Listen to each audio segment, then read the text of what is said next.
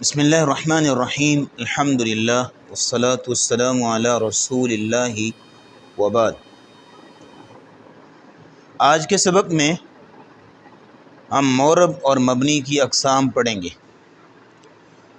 پچھلے کچھ اسباق میں ہم نے مورب کسے کہتے ہیں، مبنی کسے کہتے ہیں، مثالوں کے ساتھ فرق واضح کیا، پہچان کی، اور پھر کس وجہ سے کسی مورب کا اعراب تبدیل ہوتا ہے، یعنی عامل کسے کہتے ہیں، عامل کی کون کون سی قسمیں ہیں، عامل کتنی طرح کا ہوتا ہے، اور پھر اعراب کیا ہوتا ہے، اعراب کتنی طرح کا ہوتا ہے، اس کی اقسام ہم نے بیان کی، اور پھر محل اعراب، ساری چیزیں ہم مثالوں کے ساتھ پڑھیں۔ آج کے سبق میں دیکھیے کہ مورب اور مبنی کی اقسام کون کون سی ہیں، ون بائی ون کر کے یکے بعد دیگرے ہم دیکھتے ہیں کہ مورب کی اقسام کون کون سی ہیں اور مبنی کی اقسام کون کون سی ہیں۔ تو مورب کی پہلے دیکھ لیتے ہیں۔ مورب کی دو قسمیں ہیں،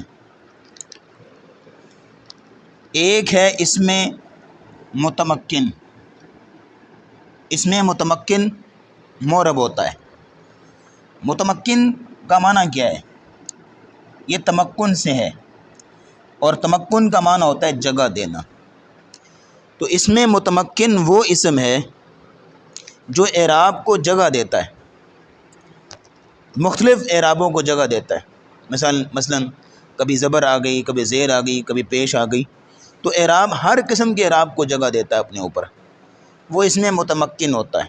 لیکن اس کے مورب ہونے کی ایک شرط ہے، اور وہ یہ ہے کہ جب وہ ترکیب میں واقع ہو، مطلب وہ جملے کے اندر آئے، سنٹینس کے اندر بولا جائے، بغیر سنٹینس کے، بغیر جملے کے اسم متمکن مورب نہیں ہوتا، بلکہ وہ مبنی ہی ہوتا ہے۔ اس کی ایک مثال لے لیجئے، جیسے گزشتہ اسباق میں جو مثال گزری ہے زید والی، اس میں آپ دیکھیے کہ یہ جو لفظ زید ہے، نام ہے، آپ کسی کو کہتے ہیں زید زید زید، بلاتے ہیں آپ اس کو، تو یہ مبنی ہی ہوگا نا، ایک ہی اعراب بولا جا رہا ہے نا، بار بار اعراب تبدیل نہیں ہو رہا، کیونکہ یہ جملے کے اندر نہیں آیا، سنٹینس کے اندر نہیں آیا۔ لیکن اگر آپ اس کو جملے کے اندر استعمال کرتے ہیں، ایک ترکیب میں استعمال کرتے ہیں، ایک سنٹینس کے اندر یوز کرتے ہیں، تو پیچھے کوئی عامل آئے گا تو اس کے آنے سے اب اس کی حالت تبدیل ہوگی۔ مثال کے طور پہ گزشتہ اسباق والی مثال جو ہے وہ لے لیتے ہیں، جاء زیدن، اب کیا بنے گا؟ یہ زیدن ہو جائے گا، ہاں، تو اب اس کے اوپر آ گئی پیش، رفع حالت بن گئی۔ اگر اسی کے شروع میں آپ لگا دیتے ہیں رأیت، تو کیا بنے گا؟ زیدن۔ اسی طرح آپ اس کے شروع میں اگر با جارہ لگا دیتے ہیں مررت بی زئی، تو دن بن جائے گا۔ تو اب یہ کوئی جملے میں آ گیا نا، ترکیب میں واقع ہو گیا ہے، تو اب کیا ہوگا؟ اب یہ اس کی اعرابی حالت واضح ہو جائے گی۔ لیکن اگر اعراب میں، اگر ترکیب میں نہیں آ رہا، جملے میں، سنٹینس میں یوز نہیں ہو رہا، ویسے زید زید، تو پھر وہ مبنی ہی ہوگا۔ تو مورب کی جو دو قسمیں ہیں، پہلی قسم ہے اسم متمکن، وہ اسم جو اعراب کو جگہ دیتا ہے، جیسے زید ہے، یہ اعراب کو جگہ دیتا ہے، لیکن یہ اسم متمکن مورب تب بنے گا جب ترکیب میں جملے کے اندر آئے گا، وداؤٹ ترکیب، وداؤٹ اینی سنٹینس، وہ مبنی ہی ہوتا ہے۔ اس کی ایک دوسری قسم، مورب کی دوسری قسم ہے فعل مضارع کے 12 صیغے، 2 صیغے نکال کے جمع مؤنث غائب اور جمع مؤنث حاضر، یضربنا تضربنا، یہ 2 صیغے نکال دیں، باقی جو 12 صیغے، ٹوٹل 14 صیغے ہوتے ہیں، جو علم و صرف پڑھے ہوئے ہیں وہ جانتے ہیں، لیکن ان میں سے جو 12 باقی صیغے ہیں وہ مورب ہوتے ہیں، وہ اعراب تبدیل ہوتا ہے عامل کی وجہ سے، ان کا اعراب عامل کی وجہ سے تبدیل ہوتا ہے، جیسے کہ آپ کے سامنے لکھ دیتے ہیں مثالوں کے ساتھ۔ اب آپ کے سامنے ہم نے صرف مثال کے لیے، سمجھانے کے لیے، یہ پہلے جو 6 صیغے ہیں وہ لکھے ہیں، پہلے 6 صیغے، 14 صیغوں میں سے پہلے 6 صیغے ہم نے لکھے ہیں۔ اس میں آپ دیکھ لیجئے، اب یہ یضربو ہے، اب اس کی رفعی حالت ہے، کیونکہ اب یہ اس کا عامل ابتدا ہے، کیونکہ مبتدا بن رہا ہے، اس لیے اس کی رفعی حالت۔ اسی طرح اگر آپ اس کے شروع میں لم جازمہ لگا دیں تو کیا بنے گا؟ यद्रिब। हाँ, इसी तरह अगर आप इसके शुरू में अन नासबा लगा दें तो क्या बनेगा, अन यद्रिबा।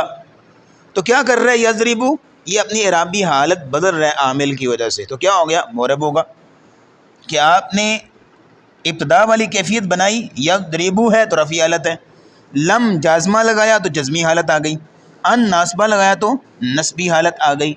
तो आमिल की वजह से फ़ेल मुज़ारे का इराब तब्दील हो रहा है, इसलिए फ़ेल मुज़ारे मोरब होता है। इसी तरह यहाँ आप लगा लीजिए, यहाँ आप लम लगा के देख लें, लम नासबा, तो इसके शुरू में इराबी हालत क्या बनेगी, ये जो नून इराबी है ये गिर जाएगा, इसको कहते हैं नून इराबी, इराब वाला नून, ये गिर जाएगा और क्या बन जाएगा, लम यद्रिबा। इसी तरह इसके शुरू में लम लगाइए, लम नासबा, तो क्या होगा, ये नून इराबी भी गिर जाएगा, तो क्या बनेगा, लम यद्रिबू। इसके शुरू में अन लगा लीजिए, कोई भी लगा सकते हैं, मिसाल दे रहे हैं सिर्फ। इसके शुरू में अन नासबा लगा दीजिए, क्या बनेगा, अन तज़रिबा। इसके शुरू में भी अन नासबा लगाइए, क्या बनेगा, अन तज़रिबा। नून इराबी जो है वो गिर जाएगा। ये जो है वो फ़ेल मुज़ारे का जमा मुअन्नस गायब का सीगा है, इसकी इराबी हालत यही रहती है। इसी तरह का एक और सीगा है जिसको जमा मुअन्नस हाजिर का कहते हैं, वो है तज़रिबना। अब ये जो दो सीगे हैं ये नहीं तब्दील होते, ये मबनी कहलाते हैं। ये सिर्फ इसलिए लिखा है ताकि ये बात वाज़ेह कर दी जाए, वगरना ये जो दो सीगे हैं यद्रिबना और तज़रिबना, इन दो सीगों को निकाल दीजिए, बाकी जो 12 सीगे फ़ेल मुज़ारे के उनकी यही कैफियत है कि उनकी इराबी हालत तब्दील होती है। पीछे जाज़मा आ जाए तो जज़मी हालत बन जाएगी, नासबा आ जाए तो नस्बी हालत बन जाएगी, अगर कोई आमिल ना हो तो फिर वो रफ़ी हालत होगी। तो ये फ़ेल मुज़ारे, तो मोरब की ये दो किस्में हैं, इसमें मुतमक्किन और फ़ेल मुज़ारे के 12 सीगे। अब आ जाइए मबनी की तरफ कि मबनी की कौन कौन सी किस्में हैं।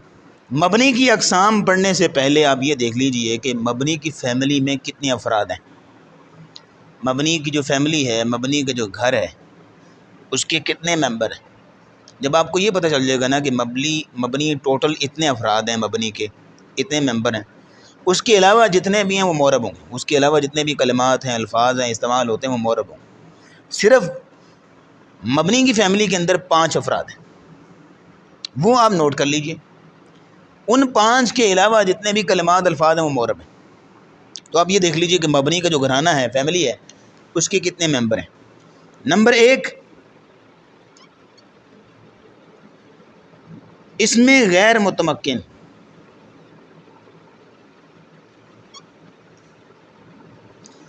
इसमें गैर मुतमक्किन ये मबनी होता है, यही वही इसमें मुतमक्किन के मुकाबले में है। मुतमक्किन वो इसम है कि जो एराब को जगह देता है, जैसे हमने पीछे बताया आपको, लेकिन गैर मुतमक्किन वो है जो किसी और एराब को अपने ऊपर जगह नहीं देता, अपना उसका एराब बन चुका है, एक ही एराब मुख्तस है, बस वही रहेगा, उसके अलावा किसी और एराब को वो जगह नहीं देता, उसे कहते हैं इसमें गैर मुतमक्किन। आगे इसकी मिसालें आएंगी इंशाल्लाह।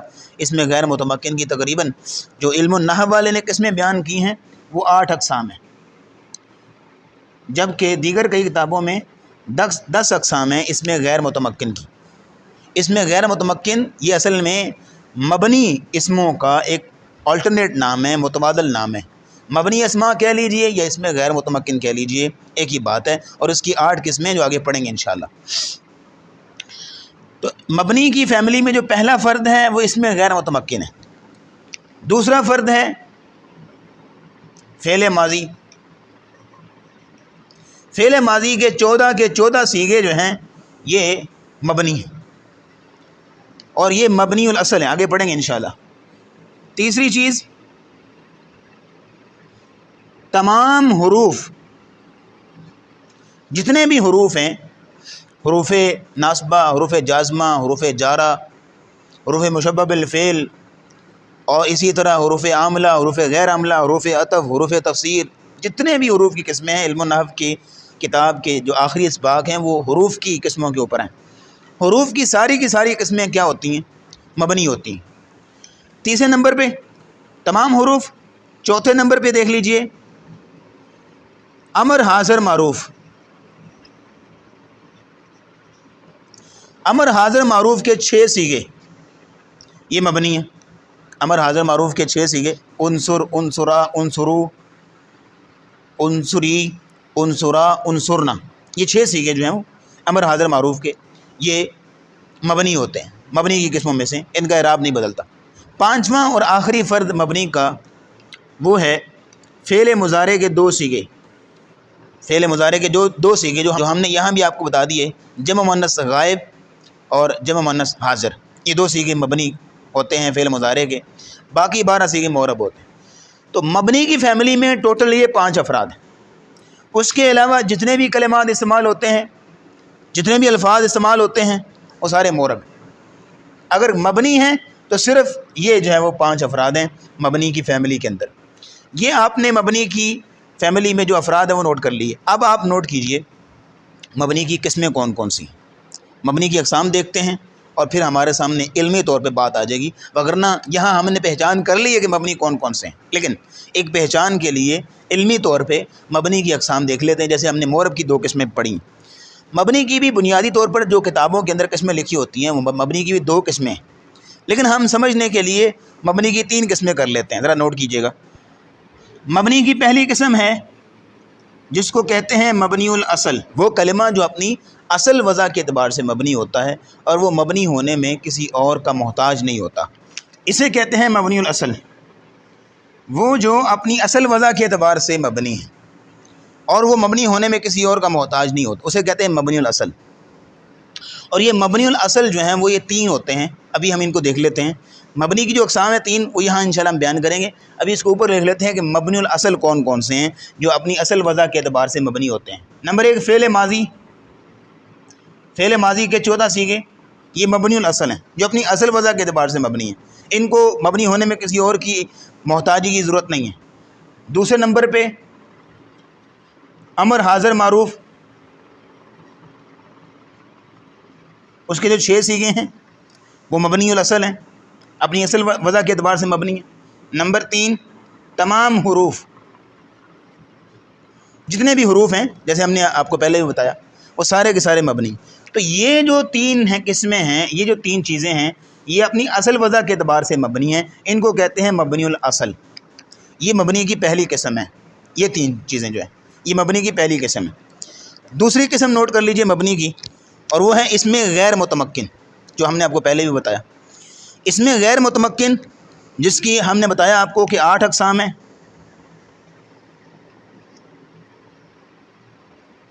یہ مبنی ہونے میں مبنی الاصل کے مشابہ ہوتا ہے، اور یہ مشابہت ہوتی ہے 4 چیزوں میں، ابھی انشاءاللہ ہم کو بتائیں گے۔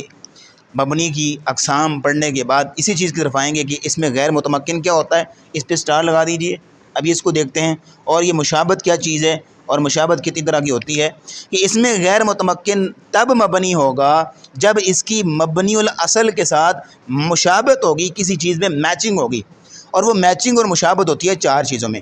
4 چیزوں کے اندر یا 4 چیزوں میں سے کسی ایک چیز میں اس میں غیر متمکن مبنی الاصل کے جب مشابہ ہو جاتا ہے تو پھر وہ مبنی کہلاتا ہے، پھر اسے مبنی کہیں گے۔ اس میں غیر متمکن کب مبنی ہوتا ہے؟ جب وہ مبنی الاصل کے مشابہ ہو 4 چیزوں میں۔ یہ مبنی کی دوسری قسم ہے۔ مبنی کی تیسری اور آخری قسم ہے فعل مضارع کے 2 صیغے،